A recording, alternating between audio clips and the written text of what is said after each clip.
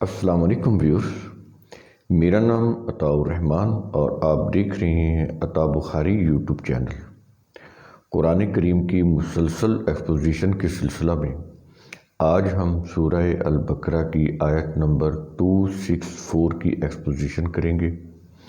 جیسا کہ ان آیات کے اندر آپ نے دیکھا پیچھے جو 261، 262، 263، تو ان آیات کے اندر مال کو کھلا رکھنا ضرورت مندوں کے لیے، اللہ کے نظام کو، اس کے دین کو اسٹیبلش کرنے کے لیے، تو اس سلسلے میں بات چلی آ رہی ہے۔ اور جہاں پر قرآن کریم مال کو کھلا رکھنے کی بات کرتا ہے، وہیں پر یہ ضابطہ بھی دیتا ہے کہ اگر تم یہ اچھا کام کرنے لگو تو اس کے اندر یہ چیز اپنے ذہن میں بٹھا لو کہ تمہارے اندر کسی قسم کا کوئی تکبر نہیں آنا چاہیے۔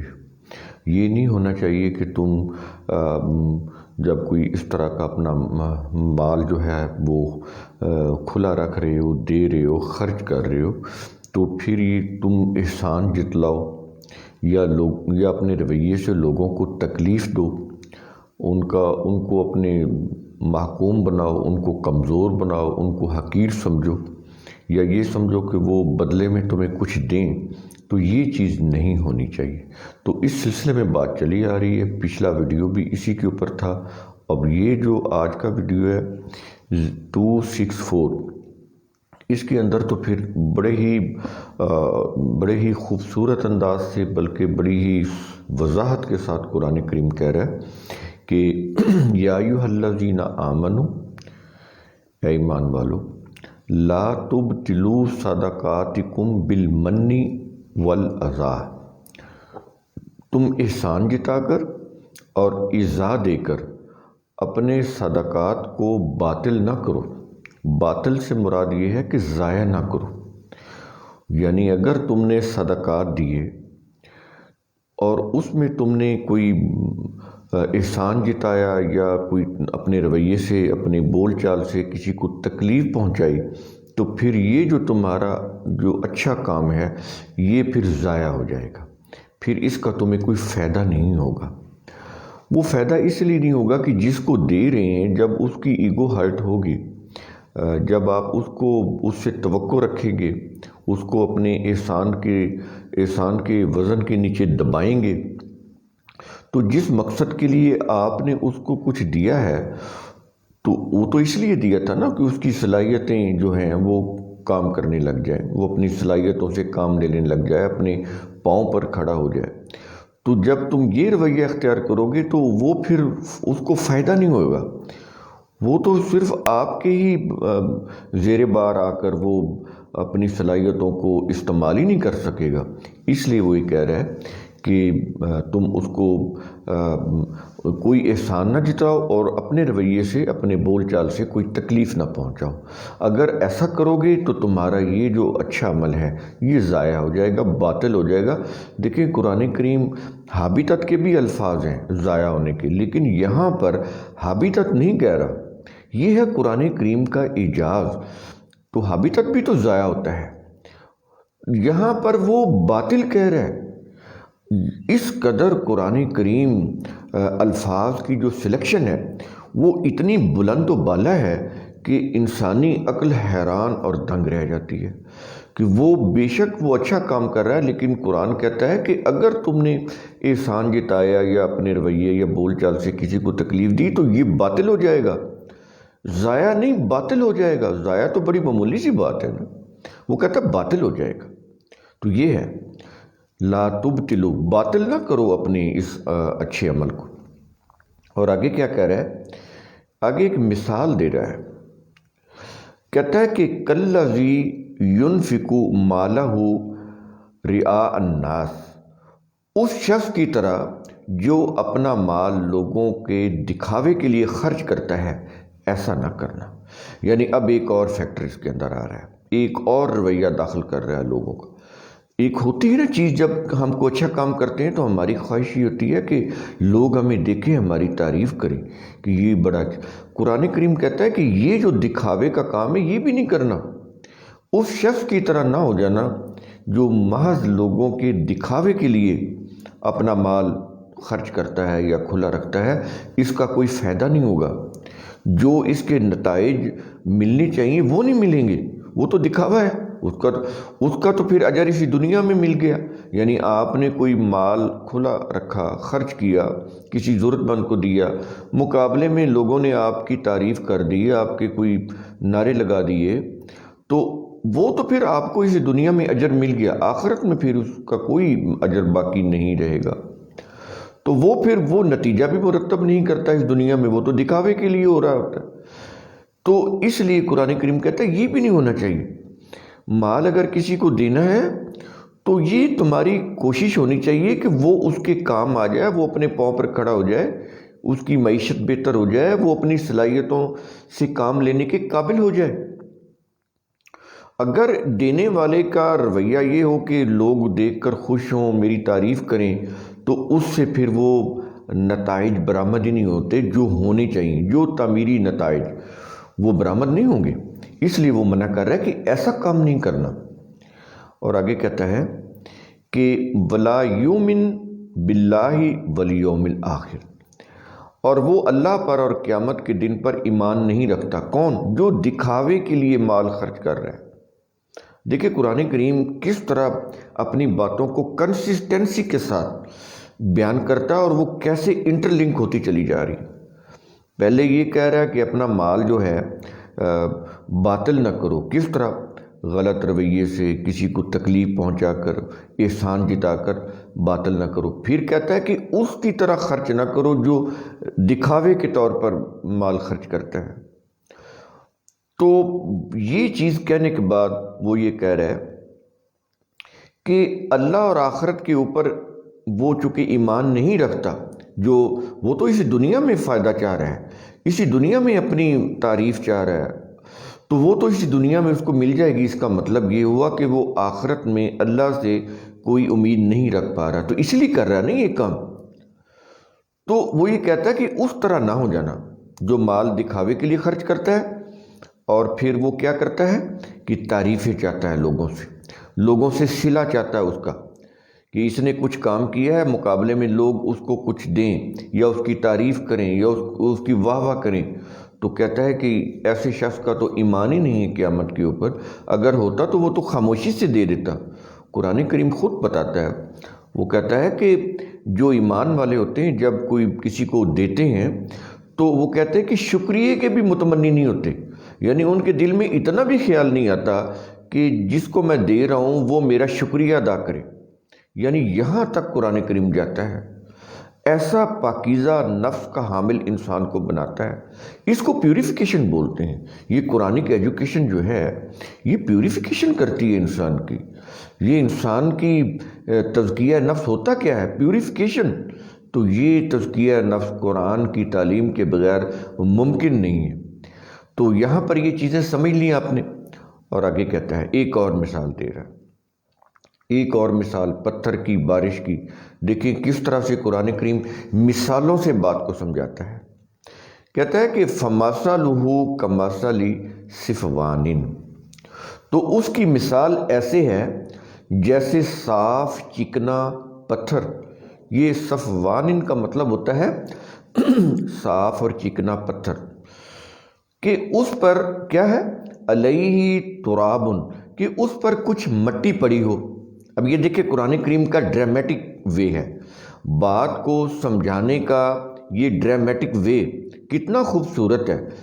اس کو تمثیلی انداز بولتے ہیں، انگلش میں ڈرامیٹک وے بولتے ہیں، ڈرامائی انداز سے بات کر رہا ہے۔ کہیں پتھر نہیں پڑا تھا جس کی قرآن بات کر رہا ہو، سمجھانے کے لیے میٹافوریکلی تمثیلی انداز میں بات سمجھا رہا ہے، جیسے ہم آپس میں باتیں کرتے ہیں اور سمجھاتے ہیں ایک دوسرے کو مثالوں کے ذریعے سے، تمثیل کے ذریعے سے، وہی انداز ہے قرآن کریم۔ کہتا ہے کہ تو اس کی مثال ایسی ہے جیسے صاف چکنا پتھر۔ کس کی مثال؟ جو دکھاوے کے لیے مال خرچ کرتا ہے، جو مال خرچ کرتا ہے لیکن صلہ چاہتا ہے کوئی کہ اس کو ڈبل کر کے ملے، یا اس کی تعریفیں ہوں، واہ واہ ہو، یا وہ اس کے بدلے میں لوگوں کو احسان جتاتا ہے اور اپنے رعونت بھرے رویے سے تکلیف پہنچاتا ہے، تو اس کی مثال کیا ہے؟ ایسی ہے جیسے صاف چکنا پتھر کہ علیہ تراب، ان کی اس کے اوپر کچھ مٹی پڑی ہو، فَأَصَابَهُ وَابِلٌ، پھر اس پر زور کی بارش برس پڑے۔ پتھر ہے، اس کے اوپر مٹی پڑی ہوئی ہے، اوپر سے زور کی بارش پڑی، اور پتھر صاف اور چکنا ہے کہ اس کے اوپر کوئی چیز ٹھہر ہی نہ سکے۔ چکنی چیز ہوتی ہے نا، تو اس کے اوپر کوئی چیز نہیں ٹھہرتی۔ تو کہتا ہے کہ اس چکنے پتھر کے اوپر جب کچھ مٹی پڑی ہو اور اوپر سے زور کی بارش پڑے، تو یہ ہے فَأَصَابَهُ وَابِلٌ، تو اس سے ہوگا کیا؟ اس سے ہوگا یہ کہ فَتَرَكَهُ سَلْدًا، پھر بارش نے اس پتھر کو بالکل صاف کر کے چھوڑا۔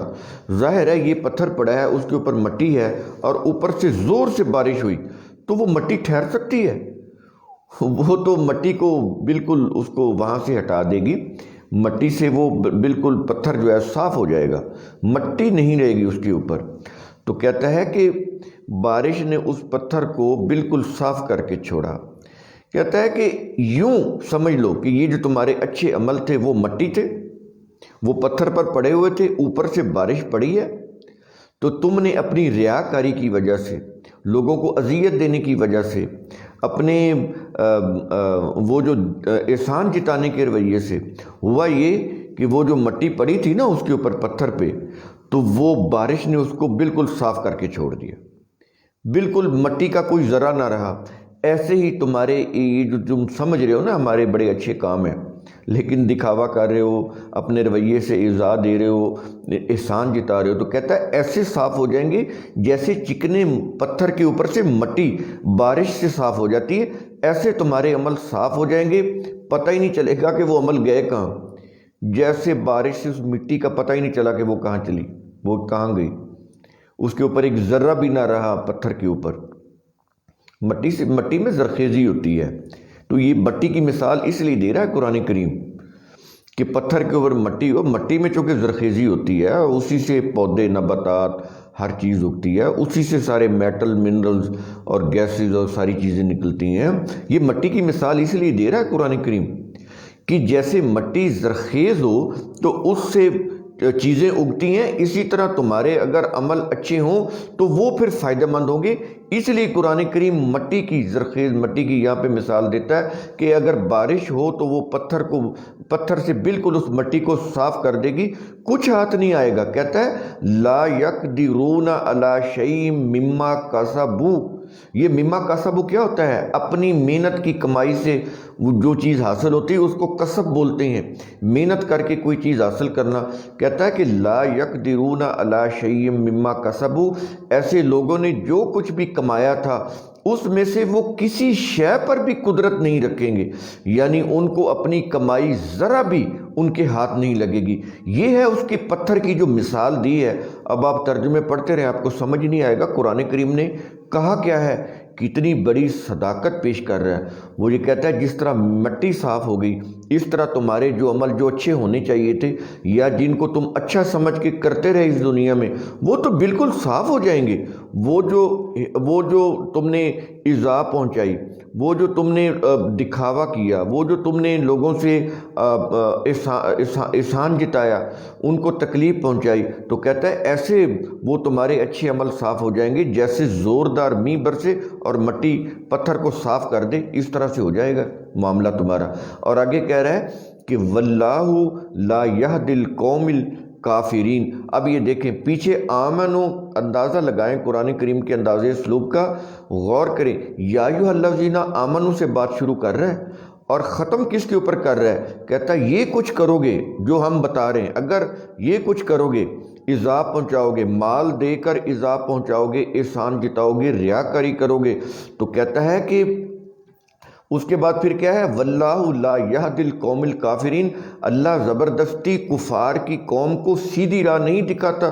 اب یہ دیکھیں یا ایھا الذین آمنو سے بات شروع کر رہا ہے، انہی کو کہہ رہا ہے کفار، یہ آمنو کو جو لوگ ایمان لائے، یا ایھا الذین آمنوا، جو لوگ ایمان لائے، انہی کے متعلق آیت کے اینڈ میں کہہ رہا ہے کہ اگر تم نے مال دے کر احسان جتایا، ایذا پہنچائی اپنے رویے سے، اپنی بول چال سے، دکھاوے سے کام لیا، تو کہتا ہے کہ واللہ لا یہدی القوم الکافرین، کہ اللہ زبردستی کفار کی قوم کو سیدھی راہ نہیں دکھاتا، اس لیے کہ وہ سیدھی راہ خود دیکھنا نہیں چاہتے، اور اللہ زبردستی دکھاتا نہیں ہے۔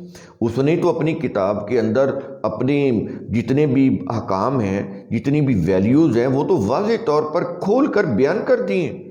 تو جب یہ سننا ہی نہیں چاہتے، سمجھنا ہی نہیں چاہتے، اپنی شخصیت کی گرومنگ ہی اللہ کے قوانین کی روح سے نہیں کرنا چاہتے، تو اللہ زبردستی نہیں کرتا۔ تو یہ چونکہ لوگ چاہتے ہی نہیں اس کے ضابطوں کے اوپر چلنا، اپنی زندگی کو بہتر بنانا، یہ ایسا چاہتے ہی نہیں، اس لیے ان کو پھر سیدھی راہ نظر نہیں آتی۔ یہ اللہ کا قانون ہے کہ وہ زبردستی نہیں کسی کو اپنے حکم کے اوپر چلاتا، کیونکہ انسانوں کا فائدہ ہے اللہ کے قوانین میں، تو وہ خود چلیں۔ اگر وہ سمجھتے ہیں کہ ان کا فائدہ ہے تو وہ چلیں، اگر وہ ان کو اپنے فائدے کے لیے نہیں سمجھتے تو پھر ٹھیک ہے، ان کو آخرت کے اوپر یقین نہیں ہے تو ٹھیک ہے، وہ پھر اپنی منمانی کریں، اپنی مرضی کا سیاسی، معاشی، مذہبی نظام بنائیں اور اس کے اوپر چلیں۔ تو پھر ایسی جو قوم ہوگی وہ بے شک کہتی رہے کہ ہم کلمہ پڑھتے ہیں، ہم مسلمان ہیں، ہم قرآن کو مانتے ہیں، وہ اللہ کے اوپر ایمان کا دعویٰ کرتی رہے، قرآن اس کو کیا بولتا ہے؟ قوم الکافرین، کفار کی قوم بول رہے ہیں۔ یہ ہے قرآن کریم کا انداز اسلوب۔ اب آپ خود سمجھ لیں کہ ہم کیا ہیں، ہماری حیثیت کیا ہے۔ قرآن کریم کی یہ روشنی، یہ اصول اور ضابطے سامنے رکھ کر چیک کر لیں، اپنا محاسبہ کر لیں، اکیلے میں بیٹھ کے کر لیں، اس میں چیک کر لیں کہ میں کہاں ہوں، کہاں پر کھڑا ہوں۔ ہر شخص خود اپنا تجزیہ کر لے، پھر من حیث القوم، کولیکٹیولی پوری قوم کو دیکھے کہ رویہ کیا ہے پوری قوم کا۔ کیا یہ قوم ہم انفرادی طور پر اور اجتماعی طور پر مسلم قوم ہے یا قوم الکافرین ہے؟ یہ تو آپ خود فیصلہ کر سکتے ہیں، اس کے لیے تو کسی سے پوچھنے کی ضرورت نہیں ہے۔ یہ تو آپ کا برین، آپ کا انٹلیکٹ، آپ کا دل گواہی دے گا کہ ہم کون ہیں، آپ کون ہیں۔ تو اس کے لیے آپ خود اپنے آپ کا محاسبہ کریں، اینالائز کریں کہ ہم کیا کر رہے ہیں، ہماری سوچ، ہماری ذہنیت، ہمارا عمل کیا ہے۔ تو کیا ایسی صورتحال کے اندر ہمیں کوئی عافیت کا راستہ مل سکتا ہے؟ قرآن کے ان قوانین سے منہ موڑ کر آپ اپنی وہ جو مذہب پرستی میں چلے جا رہے ہیں، تو کیا ایسی صورت میں کوئی راستہ نظر آ سکتا ہے؟ نہیں آئے گا۔ کب آئے گا؟ جب مذہب پرستی چھوڑیں گے، جب ذہن کے اندر صرف قرآن کو لے کر آئیں گے، اس کے اصول اور قوانین کو، پھر یہ راستہ نظر آئے گا، پھر منزل ملے گی۔ اس سے پہلے بہت مشکل ہے۔ ایسا ممکن نہیں ہے کہ آپ کے ذہن میں مذہب پرستی بھی ہو، روایات بھی ہوں، اور پھر آپ کہیں کہ ہمیں قرآن کا اسلوب سمجھ آ جائے گا، قرآن کا نظام سمجھ آ جائے گا، ہم مسلم قوم بن جائیں گے۔ ٹھیک ہے، یہ آپ کا ایک دعویٰ ہے، قرآن کریم نے تو اس دعوے کو اڑا کر رکھ دیا ہے، تو یہ آپ کا ایک دعویٰ ہے، ٹھیک ہے، اللہ کی عدالت میں قابل قبول نہیں ہے۔ یہ بڑی اہم چیز ہے، بڑی ہی قابل غور ہے۔ اس کے اوپر جتنا سوچیں گے اتنا ہی آپ کے اوپر ایک کیفیت طاری ہوگی۔ میرے اوپر تو ایک رکت کی کیفیت طاری ہو جاتی۔ میں تو بتا نہیں سکتا کہ کیا قرآن کریم کے یہ الفاظ ہیں اور کس طرح انسان کے اوپر اثر انداز ہوتے ہیں، لیکن ہم نے اپنے ذہنوں کو مذہب پرست اور مذہب پرستی کی جو روایات ہیں اس سے پالوٹڈ کیا ہوا ہے۔ اس سے پھر ذہن، دل و دماغ اس قابل ہی نہیں رہتے کہ قرآن کریم کی ویلیوز، اس کے احکام اور ضابطوں کو قبول کر سکے۔ قبول کرنا تو بڑی دور کی بات ہے، سمجھ ہی سکیں اس قابل بھی نہیں رہتا ذہن، اتنا پالوٹڈ ہو جاتا ہے، اتنی سکنس آ جاتی ہے۔ تو قرآن کریم کا اصول ثم تفکروا، اس کی روح سے آپ خود بھی غور و فکر کیا کریں، سوچا کریں، سمجھا کریں۔ شکریہ۔